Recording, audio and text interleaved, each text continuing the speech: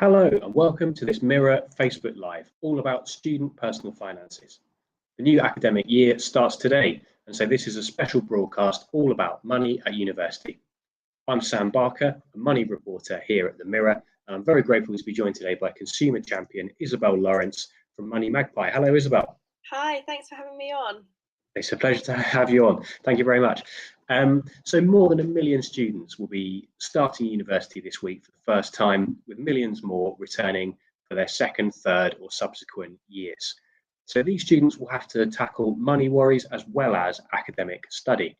Not only do students have to overcome the ever-changing landscape of student loans, but also the wider cost of living crisis, from rising energy bills to high food prices.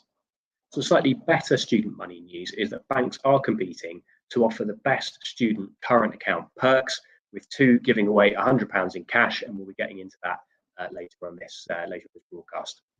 So what we're going to do today is break down everything you need to know about going to university and money. But we're also here to answer your questions. So if you have anything that you would like to ask us, or you'd just like to have your opinion heard, please feel free, do post in the chat, and we'll do our best to answer you. So Isabel, a really big question that students ask obviously all the time: how much will current student loans end up costing you? Can you talk us through a little bit on how that works, please? Yeah, so the current students will be on the after 2012 plan, which is Plan B. So if you've started uni or graduated after 2012, you'll be on Plan B.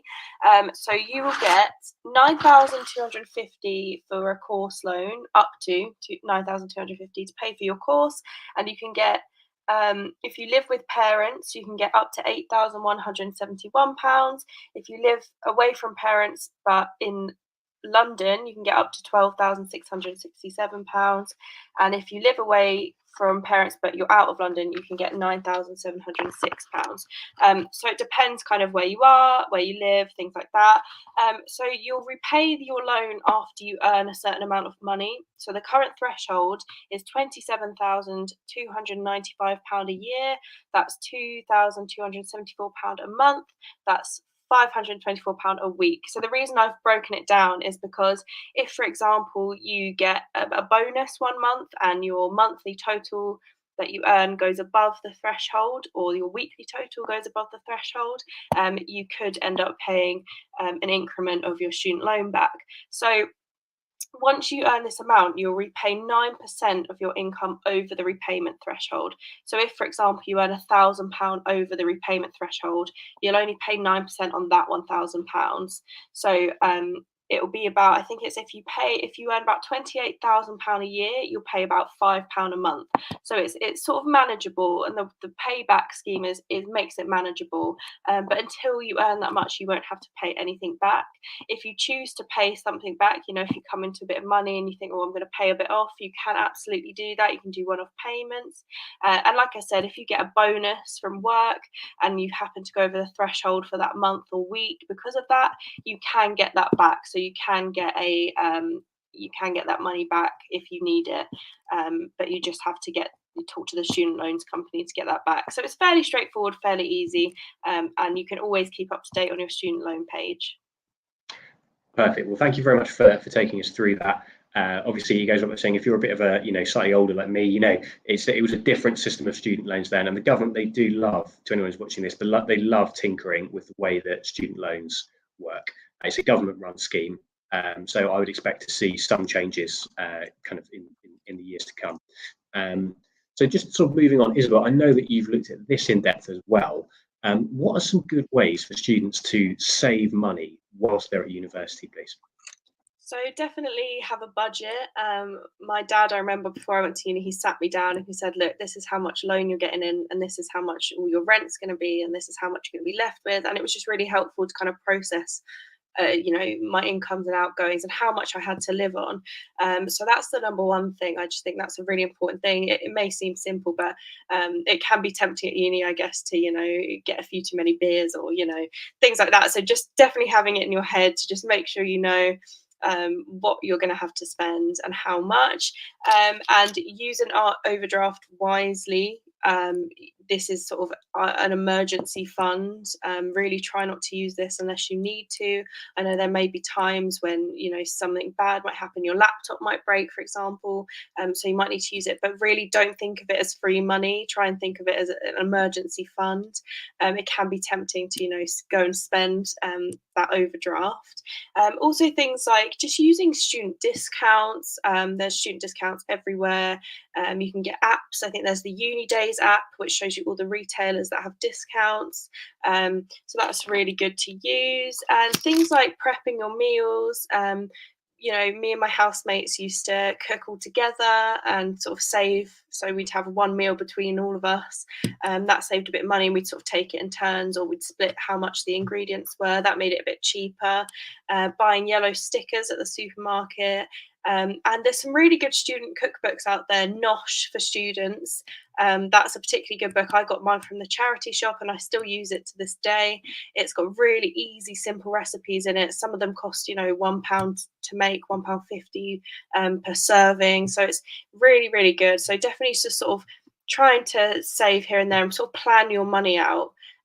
Is really important. I also used to have use it up weeks. I still do sometimes. So kind of look in your cupboard and think, right, I've got pasta, I've got a bit of cream cheese in the fridge maybe. What can I make out of these? And just sort of pop it all together. It's sort of just finding, you know, ways to use up what you already have before you buy more.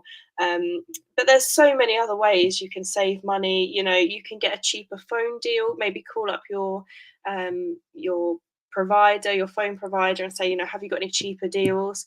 They might be able to move you to a very similar one that costs a lot less. I've just moved from mine, and I'm going to be saving £10 a month, and I'm basically on the same plan. I think I just get a few less minutes, but it's saving me £10 a month. So it's just you know, here and there, saving where you can. And things like textbooks. You can either get them secondhand, or you can get PDF versions of a lot of them now, which are free. So definitely look out for those if you can, instead of, because I know some textbooks can cost, you know, £60-70, which is a huge cost. So definitely worth seeing if there's a PDF sort of online version you can get for free. Perfect. Well, thank you so much for taking us through that as well. And I suppose the flip side of this question, if we've spoken about ways that students can save money, you know, what are some of the ways that students might be able to make a little bit of money whilst they're studying, please? So I always use cashback sites. I was introduced to them a few years ago, and they really helped me throughout my time at uni. So every time I bought something, I might get a bit of cash back for it. So just shopping through those, even if it's, you know, £2 here, £2 there, it really adds up and it helps. Like, you know, survey sites.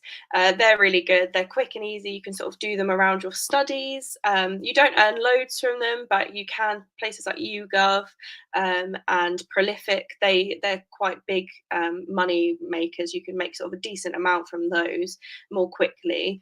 And also things like babysitting, dog sitting, house sitting. There's a website called Trusted House Sitters, which, you know, you can go, not only can you travel, you know, you might be able to travel somewhere you haven't been, and house sit. You might be on a study week, a reading week, so you can go and do that then and earn a bit of money. You might be able to look after a friend's dog, or you know, earn a bit of cash from that. So it's sort of little things you can find around your studies. Even just finding, you know, a part-time job, maybe a day a week. You know, some people might think, oh, it's not worth it for that, but honestly, even if you're earning sort of £30-40 a week, that's, you know, that's your food shop paid for, and it's really, really helpful. That might seem obvious, but I know, you know, some people might think, oh, it's not really worth only working sort of 6 hours a week, but just every bit of money can help you when you're at university. So odd jobs here and there can really be a good way to get money. There's lots of ways to make money online as well. You could sell your old clothes, sell books, things like that. So just sort of selling bits and bobs, or babysitting, house sitting, dog sitting, just finding little pockets of money where you can to keep you afloat. Perfect. Well, thank you very much for taking us through those. And I really like the sound of some of those, because, I mean, you said, you know, obviously a lot of advice given to students, and, you know, to sort of make money while they're at university is get a job. You know, my sort of experience of going to university was all of the jobs got snapped up really, really quickly. So the fact that now there are these kind of schemes where You can make money kind of in your spare time, almost, fit it into cracks in your day, fit it around your studies. I think it's some of those initiatives sound really, really good. Now, I just wanted to take a moment just to talk about one of the biggest costs which a lot of students are going to be facing after their study, and that is energy bills. So for a lot of people, especially once they've moved out of halls, perhaps in their first year, or if you happen to be living in private accommodation in your first year or second and third years, one of the biggest costs you'll be facing this year is energy bills. So the average household will be paying around £3,500 a year for energy. I imagine that the average student household will be paying slightly more than that, because you'll be talking about maybe 3 to 4 adults all in the same building. Obviously, it does cut both ways. That's 3 to 4 adults to split the bill with. But unfortunately, students are they're in an interesting gap. Sorry about this. This is the postman. If you can hear all the noise behind me, I'm getting about 1 million parcels. The issue which students have is that they fall down the cracks slightly with some of the government help schemes, which they brought online to help people with the cost of living. So really, one of the only schemes which students will be benefiting from is the £400 energy bill discount, which is being given if you are the bill payers, basically. So if you're renting and your energy is not included with the amount that you pay your landlord, then this £400 will be coming to you as a household. It's coming later this year. Exactly how you get it will vary. It varies depending on what sort of meter you've got, for example, and who your energy provider is. But broadly speaking, you'll be looking at either cash being paid into the bank account of the person who's named on the bill, which they'd then be responsible for distributing to the other members of the household, or vouchers, or a discount on future energy bills. So keep an eye out for that. But unfortunately, there's not an awful lot else online at the moment for students. I believe that you will be able to apply for the household support fund. So in the area that you go to university, the local council will have something called the household support fund. Any family, any household that's struggling can apply to this. It's government money and it's handed out through councils. It won't be a lot. The most that I've heard being given out through these schemes is about £200 per applicant, but it could do something towards kind of offsetting some of the rising costs of living. So slightly better news. I also wanted to talk a little bit about student bank accounts. So at the moment, banks, they're competing to offer the best student current account perks, and 2 of them are actually giving away £100 in cash. And this year, what we're seeing from the banks is a much more generous current account setup than they offered last year. What the right account is for you is personal. It depends on what will be most helpful for you during your study. So what I'm going to do is just go into a few little scenarios, and that will sort of help kind of give you some good options to look at. So all student bank accounts, having said that, they all basically do the same thing. They're free current accounts, so that means that you don't pay a fee to use them. They will all give you a debit card, and they all have overdrafts. So an overdraft, Isabel kind of touched on overdrafts earlier. The overdraft basically lets you borrow money from the bank. And the main point about student overdrafts is that they are almost all at 0% interest, which means if you borrow £10, you will repay £10 to the bank. You're not paying £10 plus interest. Now, the differences between student bank accounts are mostly the perks that they offer and what sort of overdraft they've got. And also, it's worth pointing out that people think, oh, okay, I can be a bit clever with this. Banks will only let you have 1 student account. So you can't open 2 and get 2 lots of perks or 2 lots of overdrafts. Unfortunately, they've seen that one coming. Also, one thing to bear in mind before we get into this is that when banks offer these, quite attractive bank accounts, they're far more attractive than the kind of bank accounts offered to people who aren't students. What they really want for you to do is to continue banking with them after your degree ends. So all of the perks, all of the money off, all of the interest-free overdrafts, what they want is for you to sign up, because they know that most people will never swap bank. When you graduate, what you'll find is that most of these perks will vanish, and you'll be left with whatever that bank's bog standard current or graduate account is. So before you graduate, it's worth checking that you're happy with that, or else consider switching away. Because one of the main changes is that your overdraft will be paid for. You will pay interest on whatever it is that you end up borrowing from the bank. So just one thing to think about there. So that all said, what is the best current account for you? So if what you're looking at is having the maximum interest-free overdraft, NatWest and RBS are good options to look at if you are on a standard 3-year degree. So both of these banks, they're actually part of the same banking group. They're offering an overdraft of up to £2,000 a year for 3 years, but only £500 in your first term. So it's also worth pointing out that you have to apply for an overdraft after you open the account. So banks don't normally say no, but you may find that you might not qualify for the full amount. So just something to look out for there. If you're going to be at university for more than 3 years, it's worth checking out Santander's account. So this bank's student overdraft, it will give you up to £1,500 in years 1 to 3. So it will work out less than the RBS and the NatWest one that we mentioned earlier. But past that point, Santander will give you up to £1,800 in year 4 and as much as £2,000 in your 5th year. Now, a little sweetener that a lot of the banks throw in are perks on top of the bog standard current account. So HSBC, for example, and Nationwide are offering £100 in cash. In order to get that, you have to pay in a certain amount into your current account after opening it.